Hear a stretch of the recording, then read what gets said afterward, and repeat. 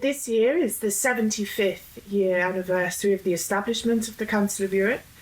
Could you tell me a bit about what is planned in terms of celebrations marking this event, and also what can we look forward to between now and the next big milestone, which is the 100-year anniversary? Well, first of all, thank you for your interest in the Council of Europe and our anniversary, which indeed is a great occasion to remind our member states and the citizens of the achievements of this first pan-European organization after the Second World War. And just to reiterate some of the great achievements, we have a really groundbreaking treaty for the protection of women against violence and domestic violence, which is now being also adopted by the European Union. We have unique monitoring mechanisms which no other organization has in that form, against discrimination, against money laundering, against corruption, against many human rights violations. And last but not least, we have a unique system of human rights protection with the court and the implementation of judgments by the member states and the supervision of that implementation by our Committee of Ministers. And this is unique and probably wouldn't be established in this day and time. It was something that came out of the spirit after the Second World War of wanting unity and wanting solidarity, and our claim that never again would we see such a breakdown of human rights.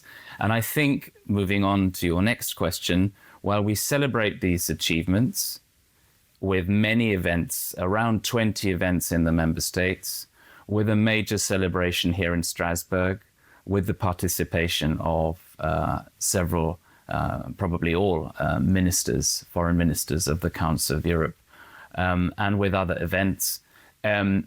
While we celebrate that, we also have to look forward to the future and what our aims are there. And I think you've seen the motto, united around our values.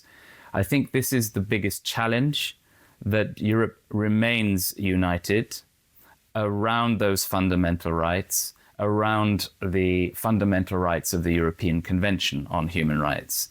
We are seeing in several parts of Europe, in several sectors, tendencies to perhaps take these rights less seriously than we have in the past. And therefore, unity is the big aim. We showed unity when we expulsed Russia from this organization, because it was simply no longer tenable to have that as a Russia as a member state with its massive human rights violations. That was one big moment of unity against Russia, and we are sustaining that with all our help at the moment for Ukraine. Ukraine is our top priority, and also to compensate the victims of Russian aggression in Ukraine. And this was the big achievement of the Reykjavik summit, which was the establishment of a register of damage.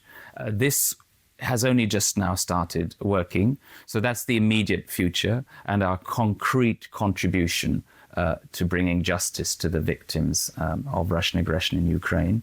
And beyond that, I think the biggest challenge, which we share with the European Union and the United Nations, is to sustain multilateral cooperation and to uphold those rights against those forces who want to destroy them or want to weaken them for their own political gains. And I think that is going to be our biggest challenge. I would like to say this organization will be there in 75 years, probably in 100 years, maybe in a different form, maybe in different forms of cooperation, in particular with the European Union.